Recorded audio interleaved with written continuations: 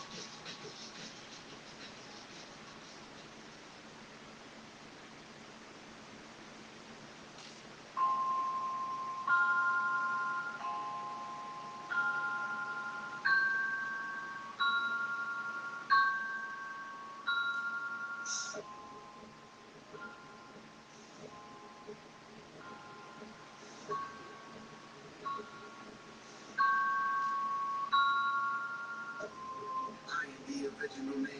Manifested, arrested inside a physical skin. To spread the message, a vessel of adolescence and kids. Bring them back to the essence of excellence and ideas. The weaponry make us seem lesser than we appear. The ego, the people say is definitely my year. No question, no blessing, I'm invested in my peers. The destiny, you can see reflection in the mirror. Especially the flow hitting you like a shot. I be on the way with the metaphysical body. Probably thinking I'm somewhere like Halo Illuminati. Got it. Or the copy, I keep you a star seed. The mathematics, we synthesize in the ether. Tweak at the highest peak to split the size of the speaker. Hypnotize in the street, no preacher, choir either. You redefine the physique from the meat to the fire eaters. I'm Shaka Zulu with it. Baba, do you get it? I don't do the drama, mama, who you get it? We truly winning. Africana descendants, infinite pennant. From the end to the beginning. Shaka Zulu with it. Baba, do you get it? I don't do the drama, mama, who you get it? We truly winning. Africana descendants, infinite pennant. From the end to the beginning. Blowing smoke in the air high. Fly.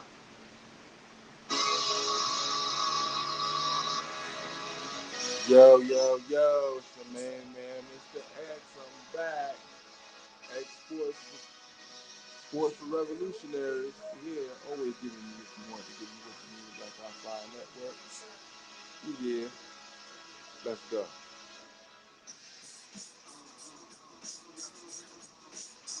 Yeah, yeah, yeah, yeah, yeah, yeah, yeah. What's up, your man, brother, man, is back. Shit has been hectic in our motherfucker, but your boy is back. Sports for Revolutionaries. You dig me? Yeah. I'm back. I'm back. I'm back. I'm back. What's going on, family? What's happening? What's happening? Man, I tell you, in the movement, you got sole proprietors, you got independent contractors, you got part timers, you got full timers, you got overtimers, you got per diems, and in certain times in your life, at your job, black people know about getting their hours cut.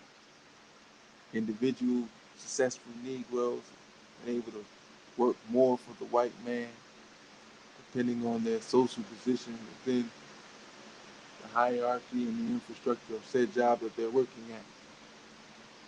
They kiss enough ass and leave no brown over. I have never been one of those people. I've been respectful. I've been cordial, but I ain't never put my nose up nobody's ass. I've never been to a corporate party or function where a lot of my co-workers were at. They've offered me to come out several times. I have not because of the crazy shit that they do, and I don't want to know them that way. I have been out when they have been out, coincidentally, but not on purpose. I say all that to say I had to cut my hours back in the movement. And I have another child coming, and my wife is worried. And for those who are married or been married, know when your wife is worried, they worry you. So as I said in my previous live, I had to step away from my organizing responsibilities. Still, doing my thing here and there when I can, but I've been focusing on trying to stay in shape, lose weight, just a little bit, just a little bit. As they say, just a little bit. Uh, you know what I'm saying? Just a little bit. But because it's important to stay healthy. A lot of things that we talk about is we give information and talking about these diabolical crackers and the things that they do. And we can go on. I mean, we can every content creator, podcast, YouTube channel can do a series of things, series of shows on what this cracking has done to not only our people, but to themselves as well. And it still would be more content left after every channel. And remember, everybody that listens actually has an active channel. But those who are influential, those who have big channels, hundreds of thousands of views, there still would be more stories to tell. That's how evil these motherfuckers are. Evil, evil, evil. And so I said, I cannot retire because there's no retiring. You can't retire from the race problem. There's no stepping away from it.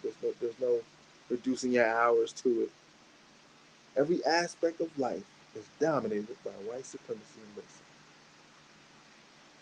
People can't understand that. My barber, we have discussions. Some things are racist, other things are not. I tell him I'm God. He said, "Oh man, you crazy man. You losing it. You sound, whatever, whatever." And he grew up in the time of the 5%ers in the area that I live in was huge in terms of the 5% in the 90s. And he's older than me. As a matter of fact, he's like my OG, even though he's like half my size.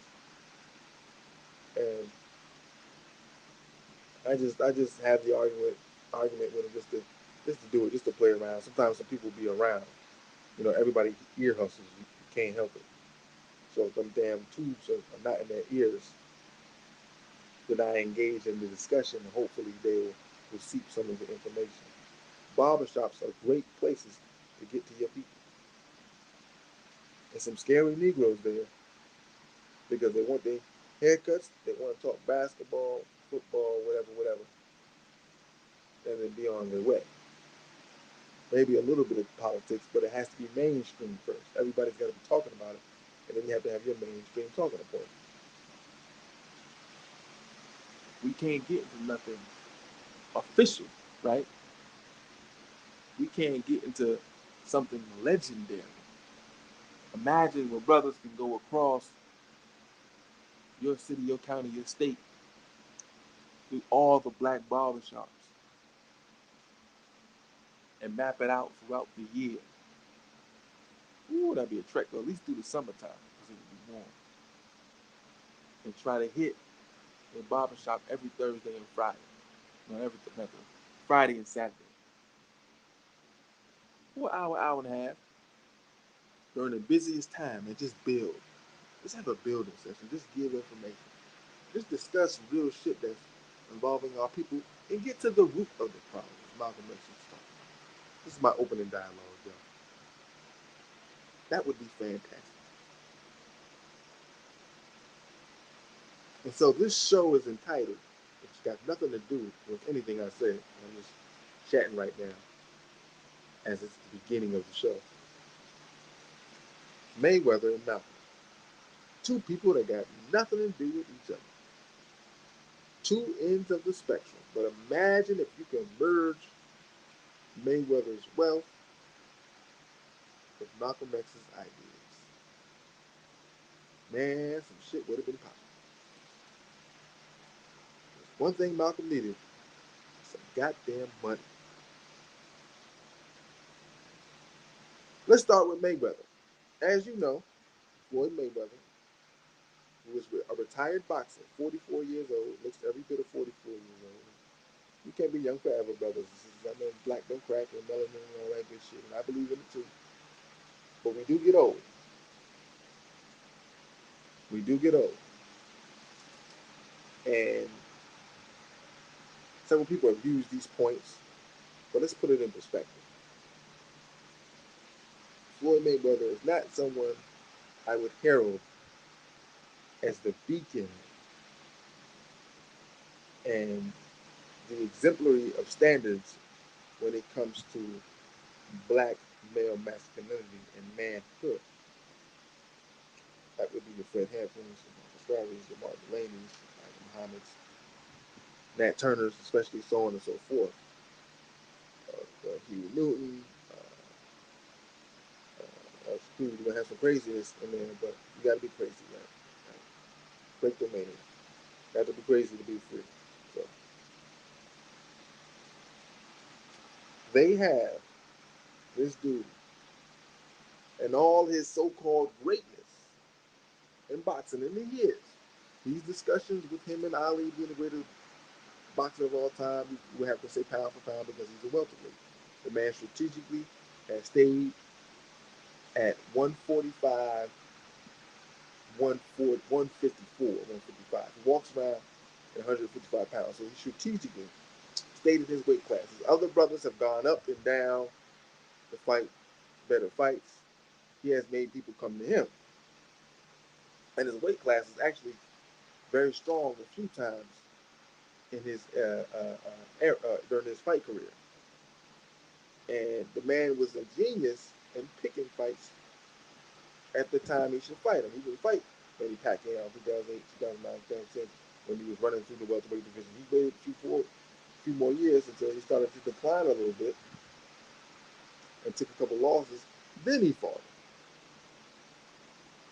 Fighting Cotto, fighting Ricky Hatton, fighting Zab Judah, Canelo, Alvarez. All these different fighters had noticeable holes in their game. And Mayweather got to a point where he was not going to risk life in them for a knockout. He was going to make the dude just look silly in the ring. Shane Mosley took a shot from him, almost went down. Sugar Shane, his last 3 or 4 fights, was taking big fights, but losing every last one of them because there were paydays. Other guys, weren't taking him, and he was just trying to survive the 12 rounds. He never tried to really win any of the fights. He just tried to survive the 12 rounds. And I like Shane. I like Shane because he beat the crack on Oscar De La Hoya. And we know how this goes. You're an old lion at the end of your career, young guys coming up.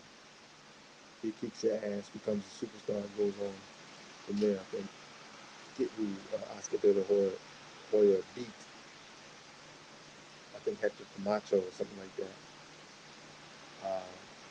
As that old war horse was like 100 fights in. It's just crazy. But you beat an old war horse. You look stronger, you look younger, you look faster, you look hungrier. You beat him, Fight fans see that, say, hey, this is a guy that is going to be the next great. So you have to die on your sword in boxing to make the next great star. That helps boxing, right? Klitschko brothers kind of just like win, and then they kind of leave out. And, one of them came back, took a whipping by the light skinned boy who regained his title, which kind of helped the sport, which made another quote unquote black, you might standards, black heavyweight champion, another black heavyweight champion. And I did a video on him. He hasn't fought since then. Deontay Wilder, when he lost his fight, Tyson Fury, it looked like Tyson Fury put steroids in his blood, and he beat Wilder. But Wilder was basically an inept fighter with no real skill set, but his big right hand. We just got to be honest. So that saved him until it didn't. You know. So in the last year or so, YouTubers with a great amount of influence have taken over the world and have thrown their hat in the prize ring. These men who are white have started calling people out, starting little beefs with people. And very few people, black people, take the challenge in this regard. And it's very disconcerting to see that that all these beefs are going on and we're constantly fighting with ourselves, but not with the enemy. Uh, as you know, our brother,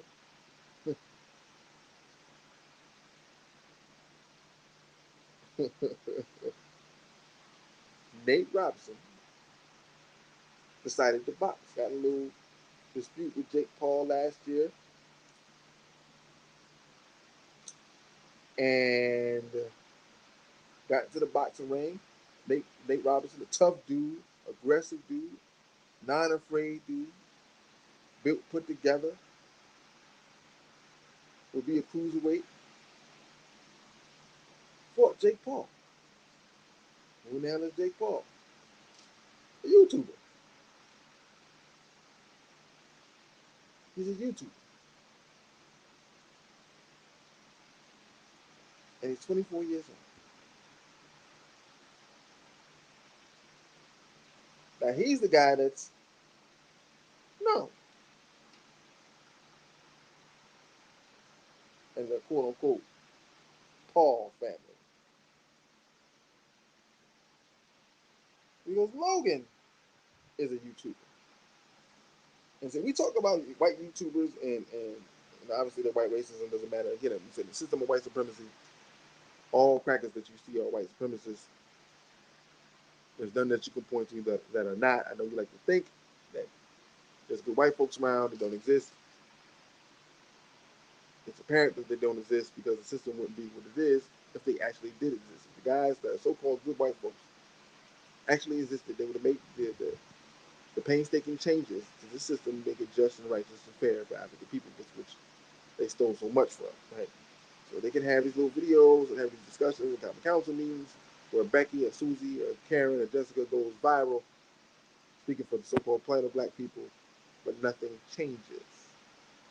Honorable Elijah Muhammad told us the white woman's his last trick, his devil's last trick, and I think he's on his last trick. You see white women everywhere. I spoke on this before. You see white women everywhere in front of everything. Everything. Whatever's being pushed, there's a white woman there. On both sides. Only on both sides. The white man is away from the camera now. It's this woman that you see 99% of the time.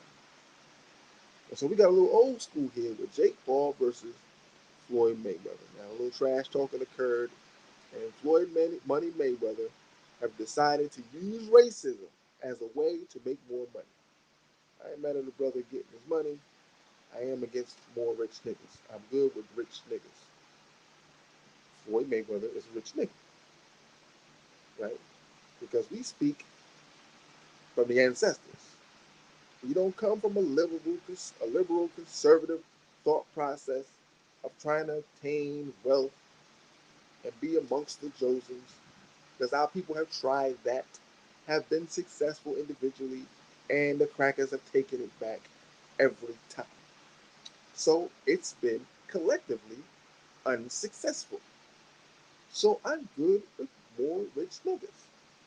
Now, I ain't gonna hit on your bread, but I'm good with rich niggas. And this is quite obvious. Once the Conor McGregor thing popped off, and you got dudes whom have never fought in a boxing ring ever in their life are getting the chance to fight probably the greatest fighter of all time. They make bank, and he makes bank. And the stadium's full. And we're just going to leave out the Jack Johnson racial great white hope pretext and context of these fights. You know, Jack Johnson, the greatest, one of the greatest heavyweight champions we've ever had. The first one was recognized domestically, internationally, so on and so forth.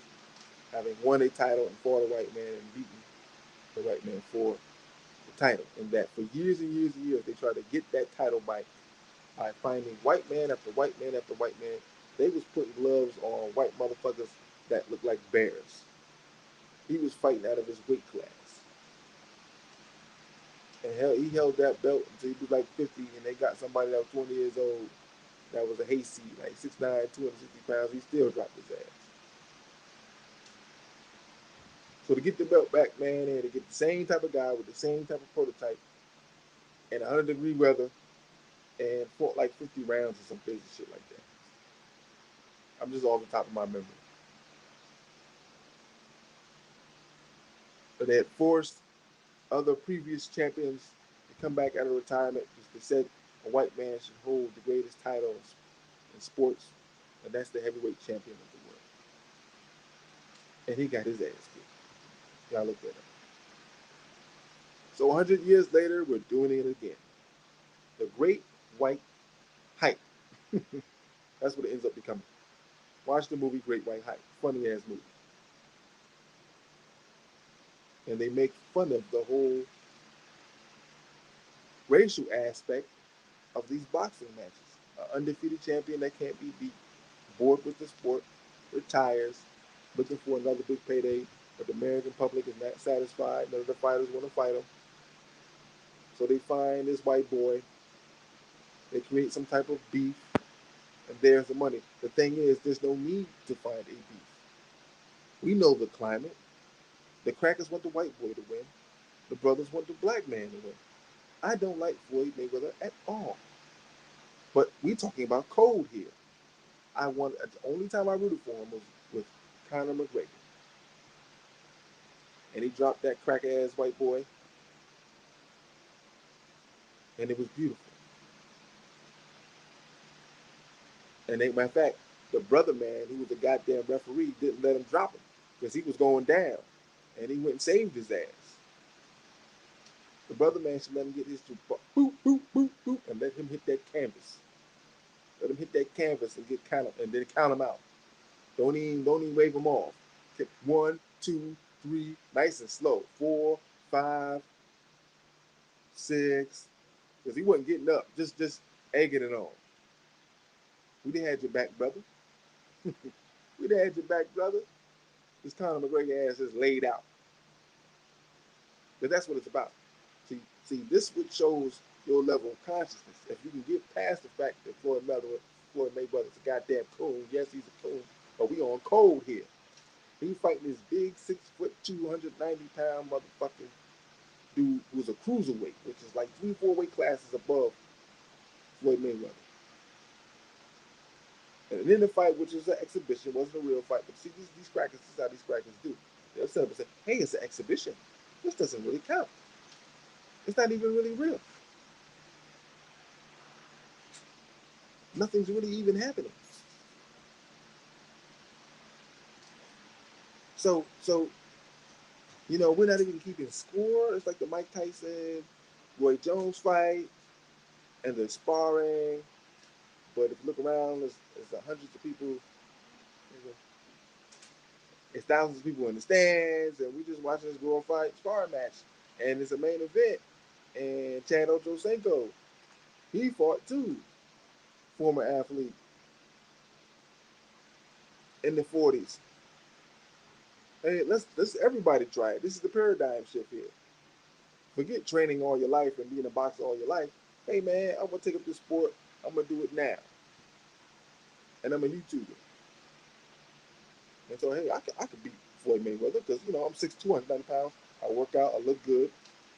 I mess around in the gym a little bit. I could fight possibly the greatest fighter of all time, who is 20 years older than me. Jack Johnson all over again.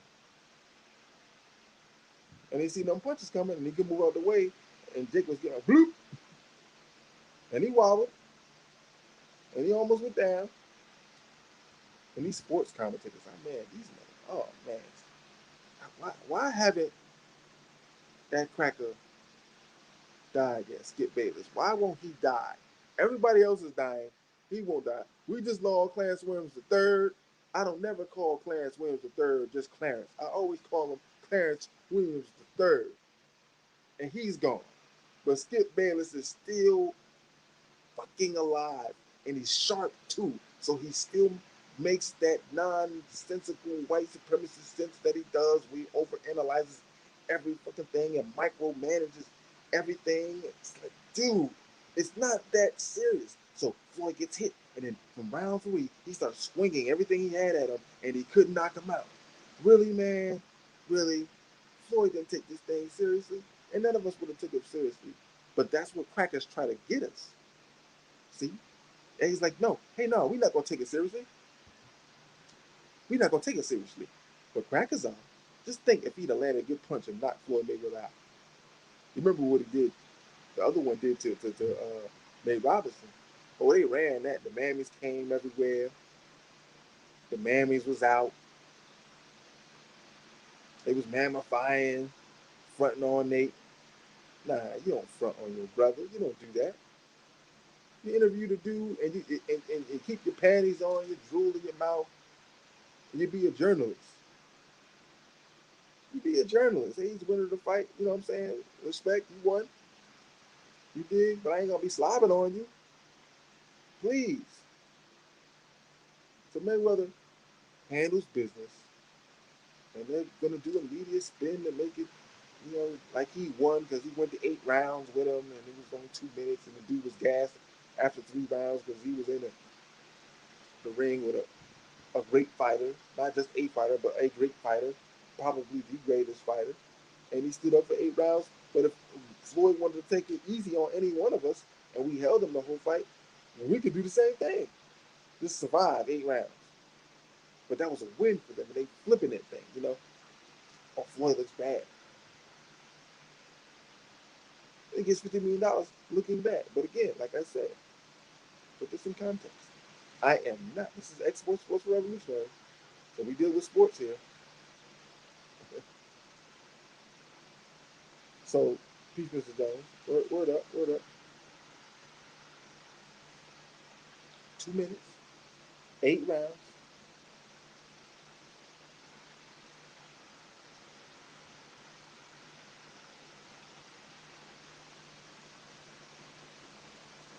2 minutes, 8 rounds, exhibition. Boom, get that out the way. Floyd Mayweather goes back into exile. If some other white cracker doesn't challenge him to a fight next year, which would be the other one since he got an actual win. And so he out there looking like Conor McGregor, shouting and cheering and all that. I hate these devils. I do. I really do. I really don't like white folks at all. But see, that's not the best part of this show tonight.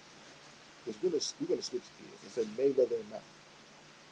Mayweather handled this. It's still 50-0. They'll try to add an exhibition. If he was to lose an exhibition, they will try to put that in the records, even though it don't count because it's not official. They'll be wanting to find out, say it's a draw.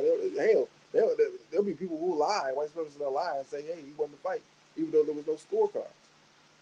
They had the unofficial, hey, this is the round, this is what I got. You know the thing they do. They had the Coons, Jesus, and Mero just making no sense, laughing at non-funny jokes. I'm sorry, the Spanish dudes that be loud, talk fast, and laugh at their own jokes that's not funny is corny as hell. Just corny as hell. But they seen the success Snoop had on his commentary with Mike Tyson and Roy Jones, so they tried to mirror that. And Snoop is part of the culture, so you wasn't gonna be able to duplicate that with these two fools. But white folks are gonna try. They're gonna do what they do. They, they're gonna try to do what they do, which is make us look bad as possible. It's a win for them.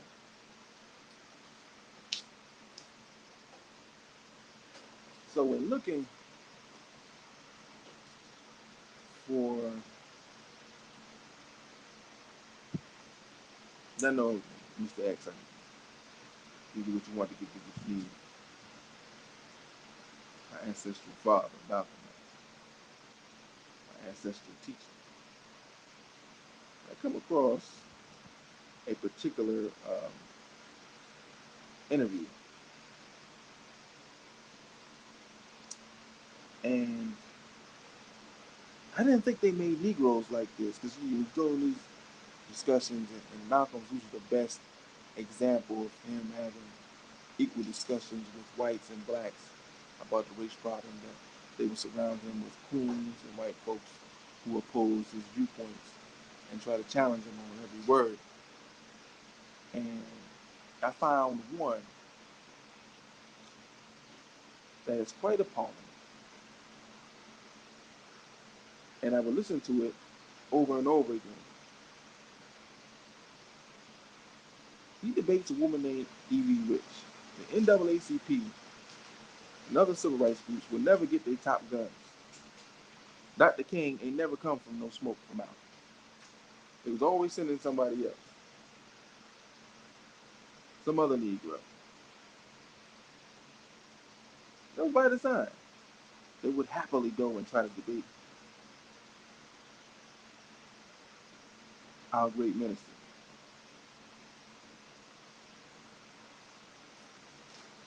And they would get their butts kicked.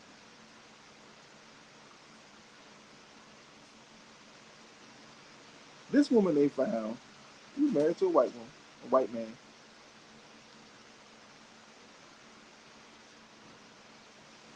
had the most annoying voice. In 1961, she pitted herself against Malcolm X. And she worked for CORE, or worked with CORE. I'm not gonna beat the crap out of her, but I just want you to hear because brothers and sisters, there are people who still think and act like this woman that you'll hear. And I'm gonna go through the entirety of the discussion, but think, I'm gonna go through the entirety of the discussion, but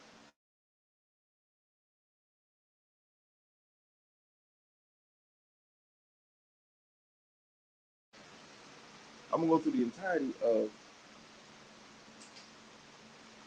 uh, the discussion. But I want you to hear some of this, man. It's important that we hear these, we go over these things, because we're gonna run into people uh, who still sound the way that they do. So let's deal with it. To assert that he already has it and that the white man ought to recognize this. And this was an effective mechanism, an effective technique. And this is an important technique in the whole method of nonviolence in terms of putting pressure on the white community with the result of changing attitudes. You see, this is essentially what we feel. We feel that this is a moral and a psychological problem as well as a legal problem. Speaking of this. So that was Evie Rich in the beginning. It's the beginning of the discussion. The audio was only 22 minutes, and I'm sure that the discussion was a little longer than that. But this is the only audio that has been released so far. You know, the archives and things. They have all the Malcolm stuff, everything that's been recorded.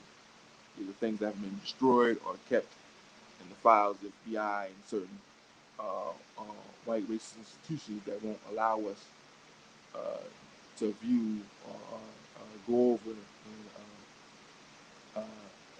uh, his speeches and his interviews, right? So they've done that to Dr. King as well. They take ownership of speeches or writings that were done on the campus or in conjunction with the campus. So not even the damn family can get hold of the writings or the audio tapes and stuff like that. This is what these devils do. They keep you in bondage even after death. But as you see, the woman talked about changing attitudes. How often do we talk about changing the attitudes of white folks? I mean, we deal with the genetic thing, the creation thing, right? You know, the origins of these people, how bestial and psycho they are, right? And there's no changing that. But the Negro was taught by the white person. The white person said that we were all the same. Those liberal white folks said that. The white racists said we're different. White racists said the white man is superior. Didn't Adolf Hitler say that? In his Olympics, to show to the world that yes, we are the greatest creation of mankind. And Jesse Owens just ran all over these people. Right? So from that formula, they said, hey, this is what we are. We are superior. And the homely Negro, this is core now. Congress of Racial Equality. Racial equality. Being snuggled up to the white man. If that's what we want, ultimately, these people who are built up, no different than they are now. The leaders are saying the same things, changing attitudes. We believe it to be a moral problem and a psychological problem. Those from that time period who are still living are still given audience to speak to our people on mainstream media outlets. Now, the real black media has taken the minds of black people by storm, but these folks are still here.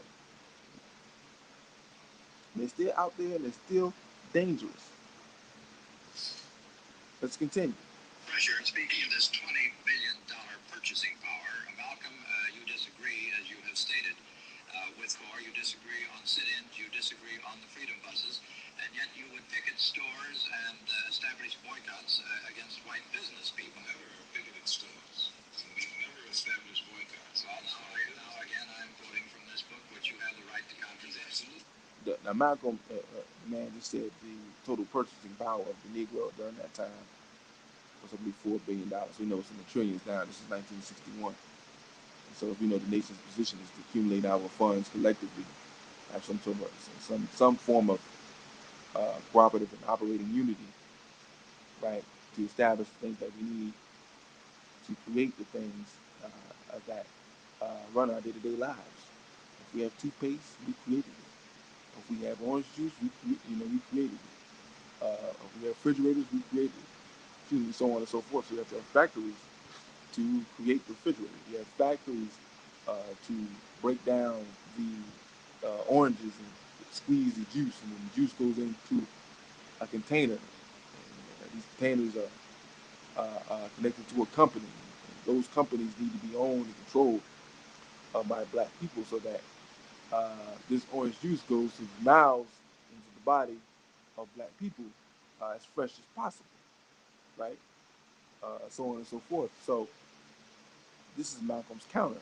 And so it's important to have 3 or 4 people at the table opposing his position or not even recognizing it. You're wrong. Muslims have never picketed any stores, nor have we ever practiced any kind of boycott. You believe in an eye for an eye and tooth for a tooth? Obviously, the Bible itself believes in an eye for an eye. The white man believes in The an eye. Bible does not say an eye for an eye and a tooth for a tooth.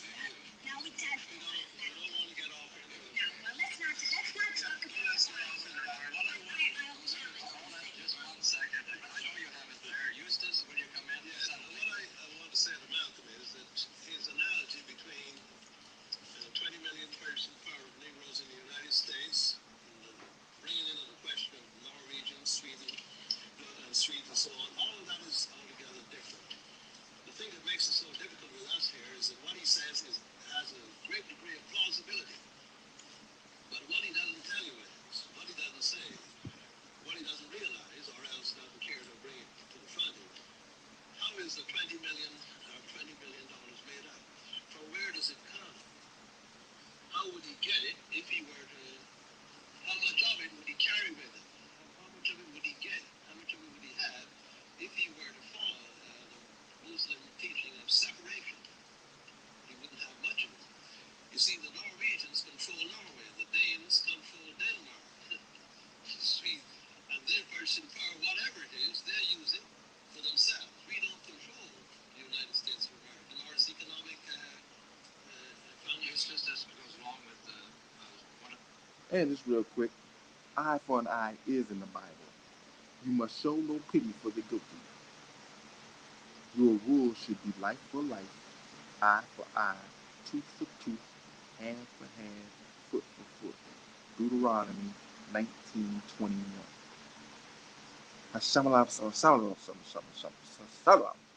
Huh? Take no pity on the guilty. Who's more guilty than the white man? They believe in violence, and they wrote that goddamn book, and they believe in violence. They believe in, if you turn the other cheek, I'm gonna slap you on that cheek too.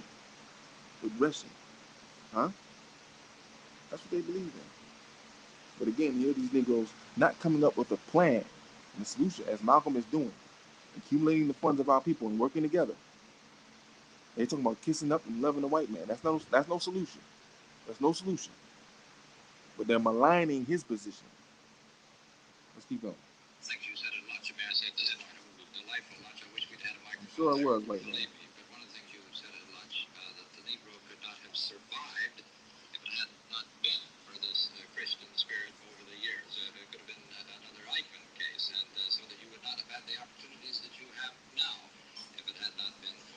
You know what this cracker just said? The Christian spirit is the white man. That in the discussion they had in lunch, which was so delightful because the white man was pleased, that Eustace Gray, another Negro, said if it wasn't for good old white folks, the Negro would not be where we at right now. And you know, a lot of you niggas think like that, which also holds us back. Because when black people like me come up to you and say, let's run, let's separate from this cruel and evil beast, he's saying, go where? Go where? Leave this good white man? Leave his job? Leave the investment opportunities? The 401k? Huh? What you Negroes got? You ain't got nothing? You can't you can't offer nothing to the niggas on the street that's killing each other. What the hell you gonna offer me? No, I'm staying with this white man. He gives me a Becky, right? The one he don't want, but I'll take her. She still look good. He look just as good as the ones he got. I believe. Suits me fine. Becky suits me fine. So go on somewhere with that. As a matter of fact, I'm going to tell him right now. You, you, you damn crazy nigga trying to run away. This Christian spirit. I know, Malcolm, that you're anxious to get in here now. No, Malcolm, he is looking for. No, I'm not. Are you trying to find the iFrame I? Well, it's in there. I know it's in there. I think she was in there. Deuteronomy 19:22. There's a point that you brought out. You didn't ask, but just a minute, Malcolm. You didn't answer Mr. 19:21. Gay's Sorry, question, and Deuteronomy I think that this 19:21. is a very good question. I'm sorry. Go ahead, Malcolm. When you mentioned this black bourgeoisie situation, a book that Dr. Frazier wrote, and the He got the failure book. of I can't see the that time type damn of thing. Negro to be successful by using the economic enterprises, what you failed to point out was, in the past, all of these efforts made on the part of the Negroes in this country was without land. When you have some land, then you have something to go on. Land is the basis of all economic independence or economic stability or economic security. Land is the most important thing, and this is the number one thing that the black people in America have never had since we were kidnapped from Africa and brought here to be made slaves by the white man. And when you tell me that. God damn, Malcolm, you man, listen. I, man, if you just play Malcolm sometimes, just play him and just listen. Just Malcolm X. Oh, God Almighty knows Malcolm X. It's so simple. They took the critical thinking element from the black man. It's simple. If you have land, it is yours, and what's in the land is yours. And now you can go into the land, you can put your hands into the land and see what is it that it can be produced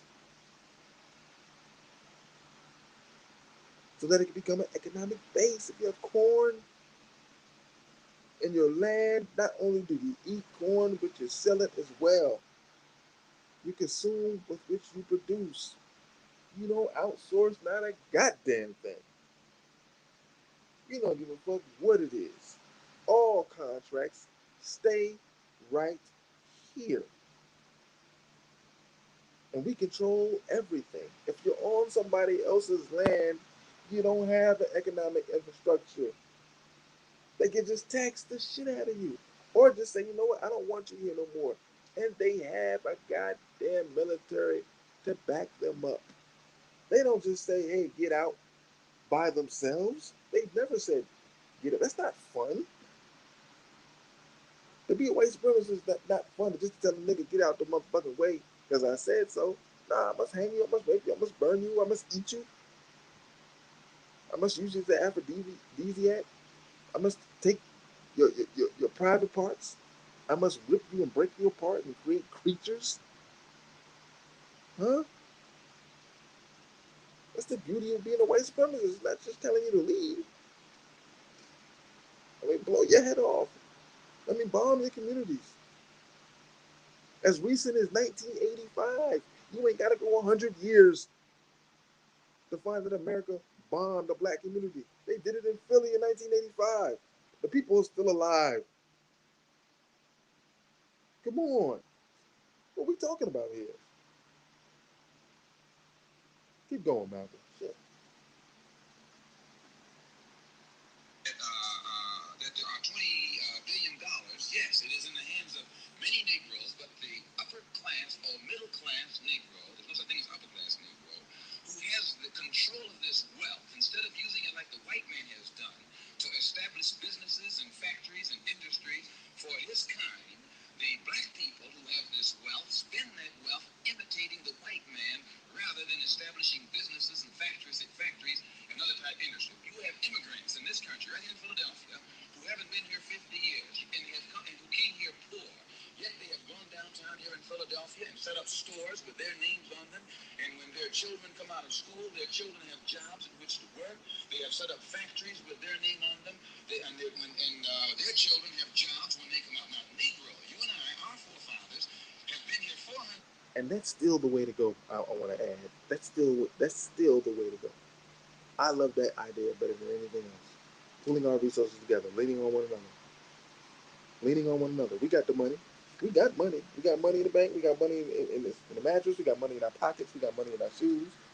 Or we got money because they got our annual income is in the trillions, and what we spend is 3 times as much as that. So we got the money.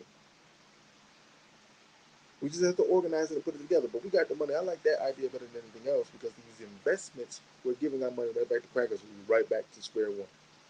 If we are not the multi-billion-dollar businesses and corporations, if we are not them that the common folk, the 9 to 5 folk, are investing in to get rich off of, then we're right back in the same spot, creating more rich niggas. And all these big corporations, their hands are in Africa. We must reconcile that. These phone companies, they got their hands in Africa. Well, where is the material? Look up the material of the phone. They could use or reuse the material they already got. They don't want to. Again, that's that's too much like right. That makes too much sense. That's no fun to be in the white supremacists. I must continue to go into the land to harm the land. Because I'm a fucking parasite, a dead zombie who seeks on the living. The planet is a living vessel. I must suck it dry. What did the movie Avatar tell you? These crackers go from planet to planet, sucking the resources, sucking the resources until the planet turns into a rotted cadaver. When they don't have to live that way, where Africans have shown them how to live, and they said, "I don't want to live like Africans. I want to live like a white man." What the fuck is a white man genetically? A fucking gnat, rabbit, dog, cat. Let's go, Malcolm. Years. We have been up from so-called slavery since the emancipation 100 years. And as the New York Times brought out, we control $20 billion a year, and yet you can't point in any direction and look at factories that are being set up by these wealthy Negroes. All they're doing is taking that money and forcing the white man to sell him a house in the white neighborhood to try and imitate the social life You're of gonna the listen white to man. They're trying Easy to Rich one response. escape That's all from we're being gonna a need. Negro. They're trying to escape I'm gonna from end being that black.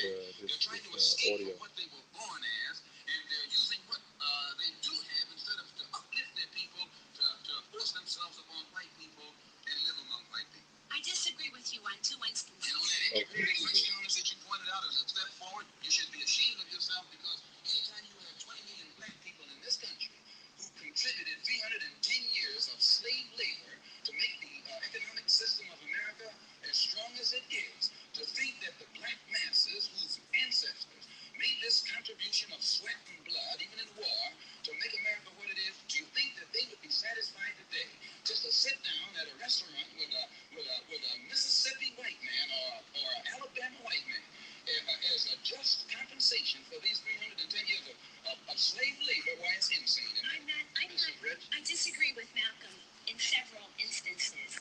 First of all, I challenge the Now listen statement to her. that She land don't make is no the sense. basis of our economic system. Now, I certainly would not say that it is not an important factor in our Challenge it how? It is, but it is not the factor on which our What economic is the system factor? rests, and I think most students of economics are aware of this. Secondly, That's the thing. See, Amos Wilson talked about that bullshit. She's talking about white economics. The white man is talking from the perspective of power, meaning I already got the land. So you as students, we already got that. We already got that straight. The infrastructure is already laid out. So we're not even going to deal with land. So she's coming from the white perspective. She's Europeanized. Malcolm is like, no, you got to be completely rebuilt. We don't have a goddamn thing. We don't have nothing. First, we need the land. First, we need the land. Then you build on the land. What the fuck? You can't build shit without a land. Bruh, bruh. Challenge the statement, but don't give no type of response to the challenge. Or say, I challenge the statement. Okay, what is your perspective? Give us your data. Give us your research. Give us your scholarship. What are you talking about? Challenge. Okay, challenge it. Well, most economists will agree that it's not. You talking about white economics. Hey, you can be talking about black too, because they've been taught by the same cracker that taught you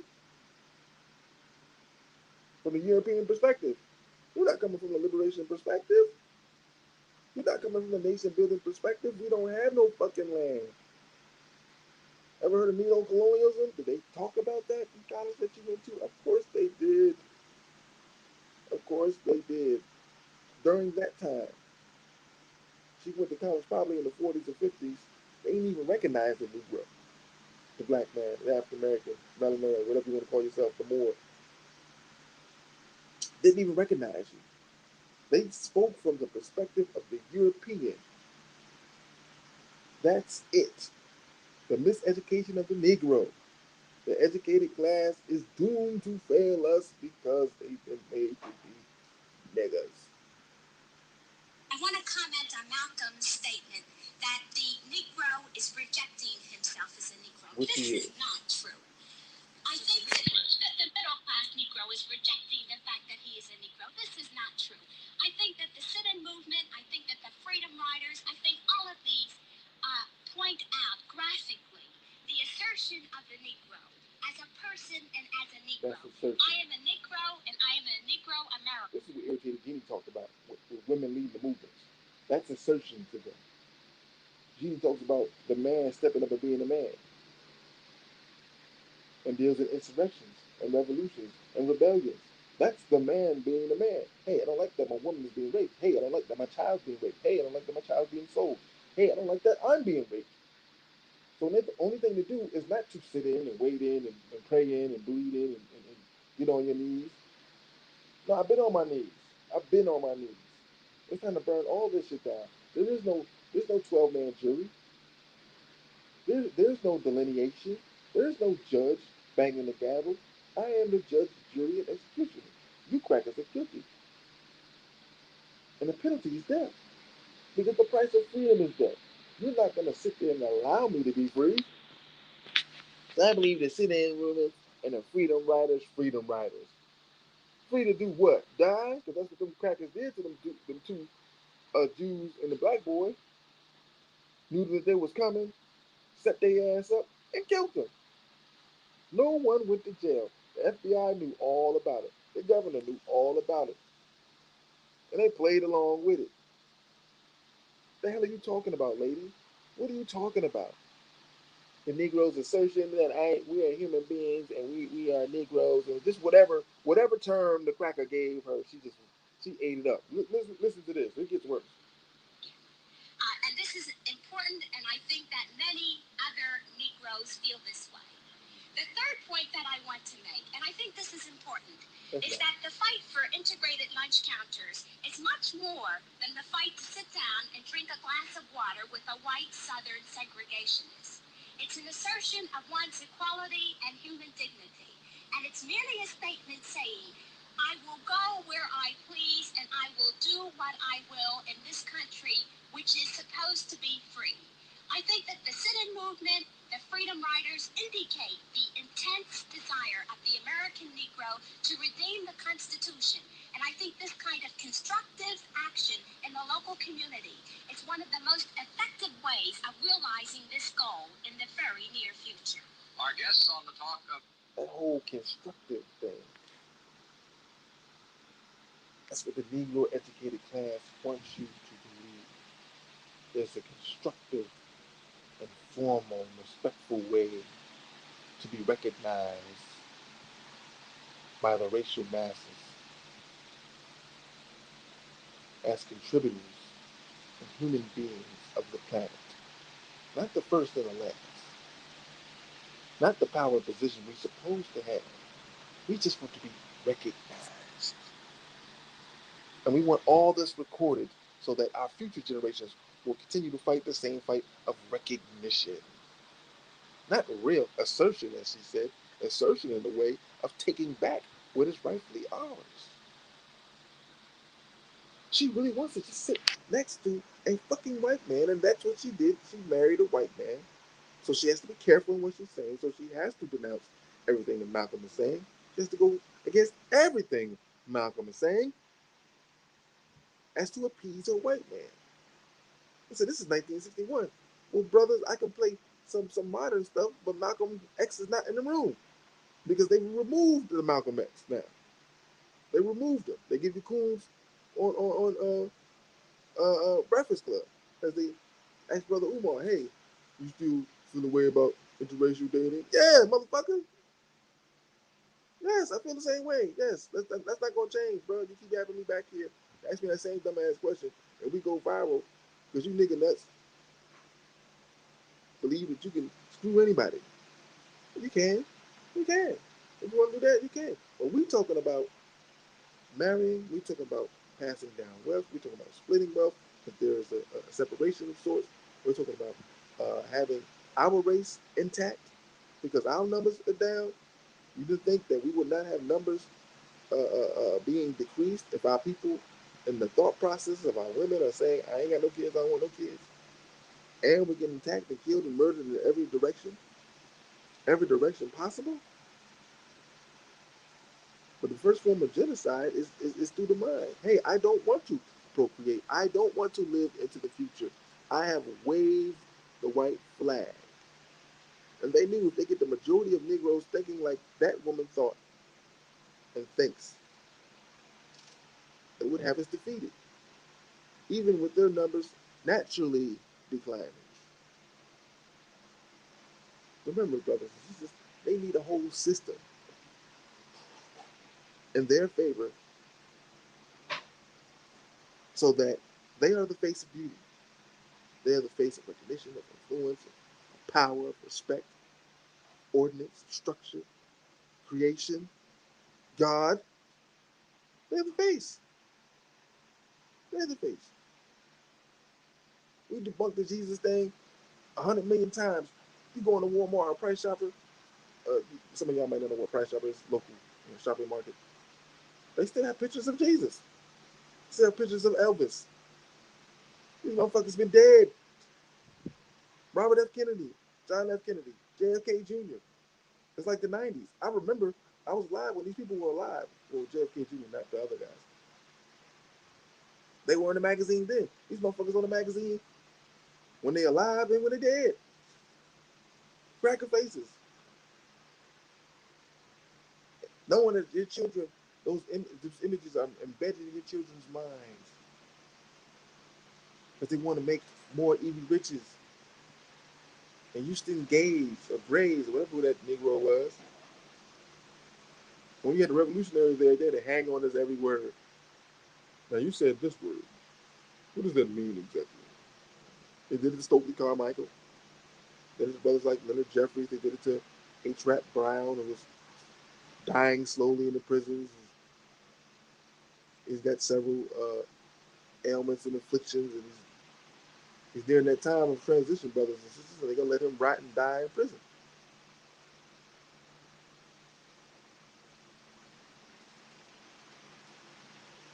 Oh, Malcolm was a beast, man. Whew. I want to thank y'all for listening. Cash App, Mr. XR for support. You see it on the screen. Try to put more content up. Whatever I feel I'm gonna speak about. Uh, I didn't do any shows on Kwame Brown. I knew that was just gonna be kind of like a streak in the night that he's still creating content and stuff and getting quite a few views. I didn't really do a show on him because I'm familiar with his basketball career. So, this is a sports show, so I kind of merged the two. Um, but I was not a fan of him, and I guess I'll end with that. I was not a fan of him as a player because my favorite player was Kobe Bryant, you know, and my favorite player was Michael Jordan. He played on both of those teams with both of those players. The aging Jordan with the Wizards, and then the ascending Kobe Bryant, and he just was not a factor at all as a number one pick, and at least you know contributing or being a factor as a number one. He had to be Patrick Ewing and stuff like that. I expect you to be Shaquille O'Neal as number one pick, because not everybody was Shaquille O'Neal, of course. But out of those 12 years, that you could be a factor, and a factor is at least 10 and 12 and 5. A guy that can get you double figures, show up in the playoffs, be reliable, put to play 30 minutes a night. But he just wasn't that guy. He had flashes, but he just wasn't that guy. And he said he was destroyed in his early years in Chicago. Well, Washington. I'm sorry. Well, I come from the spectrum of having been a player, so I know what it takes to be great, and it's a breaking process. You are broken to pick yourself up. Now, black men don't know the picking up process, so you're broken down, and then you have to pick yourself back up. And Kwame wasn't strong enough to be able to do that, to pick himself back up and be great as a player.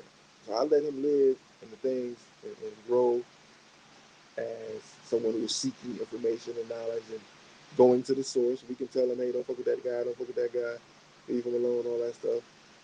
I've had it done to me. You all have had it done to you. Seek. Go see, get that firsthand. It's not a waste of time. Trust me, you need the experience. It's experience.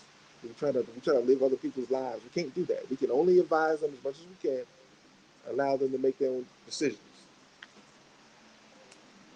You know what I'm saying?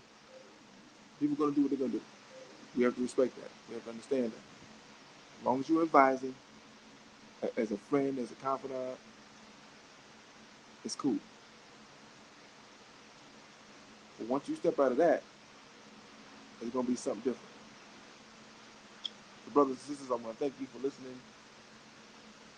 Mr. XR, Cash App for support. Put your hands in my pocket. Like I said, July 9th, I'll be having a discussion with Brother Efudishu, Grand Master. We're going to divulge into some very deep stuff, and y'all used to that. Deacons don't go deep on y'all all the time. So y'all used to that, but we can go into Kemet, we can go into certain things. I'm trying to have a real good interview with some real powerful information, try to dig powerful information out of the brother so that we all can learn about our history, because that's ultimately what we want. We may not be happy with what the brothers have established or the lack of establishment, but if we take the information, we can establish some things, right? So that being said, I'm out. Thank y'all for coming. God bless. Good night.